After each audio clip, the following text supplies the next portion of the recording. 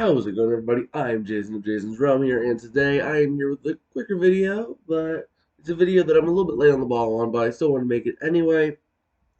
I wanted to make a video on my reaction to Washington changing their name from the football team to the Commanders. Now, I mean, Washington is not going to be commanding anything. They're the Commanders, but they're not going to be commanding anything. They're going to be commanding the bottom of the division is what they're going to be commanding. The uniforms, though, the unis look nice. Like, if I pull up Commanders uniforms, they have 3 sets of unis, and they do not look bad at all. Like, they have the nice looking, I can't find an explicit picture of them, but they have the typical burgundy and yellow, burgundy and gold. Looks pretty solid. The new W is all right.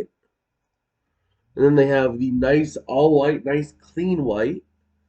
And then, oh, they got the nice black, gold, and burgundy. That black and gold, man, I mean, it gives me a lot of vibes of like ASU's black unis they got. And those are some nice unis.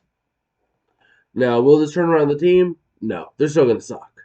But at least it's a step in the right direction. They're no longer the team redacted, or the name redacted.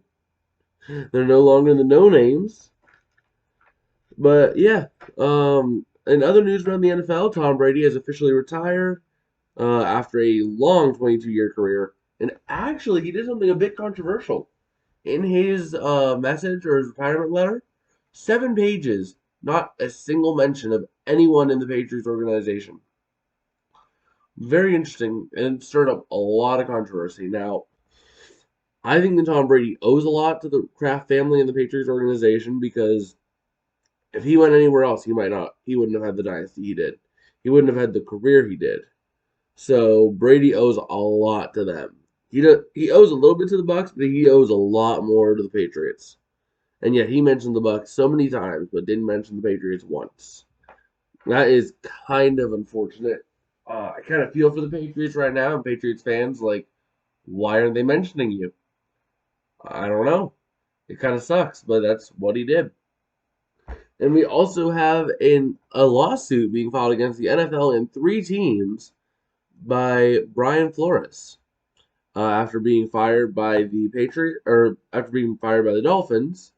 He claims that there was a couple teams that he interviewed with that had already predetermined their head coaching decision before interviewing Brian Flores, but interviewed Brian because they had to meet the quota under the Rudy rule. Now, this is interesting as Brian Flores is not a bad coach. So if this is truly the case, that is sickening. That you are not looking at a coach's attributes, you are looking at a coach's skin color. Now, that's the thing, is that I'm one that says, I don't care what you look like. If you have the right attributes, you're good. Like if I'm looking at building a team and I need a quarterback, I'm looking for someone who can run. I'm looking for someone who could throw the ball well and throw the ball accurately. I don't care who they are or what they look like. Same thing with the head coach. I'm looking for someone who can build a roster and motivate a team. I don't care what you look like. Red, yellow, blue, white, orange, black, purple, whatever. I don't care. But unfortunately, if what Brian Flores is saying is correct, then he's being discriminated against unfairly. And that is sad, as he is one of the good coaches for a rebuilding team. Like, if you have a team that's rebuilding, like the football team, like, well, who can I think of? The Vikings might be in a bit of a rebuild. The Browns looking like they could shift back into a rebuild.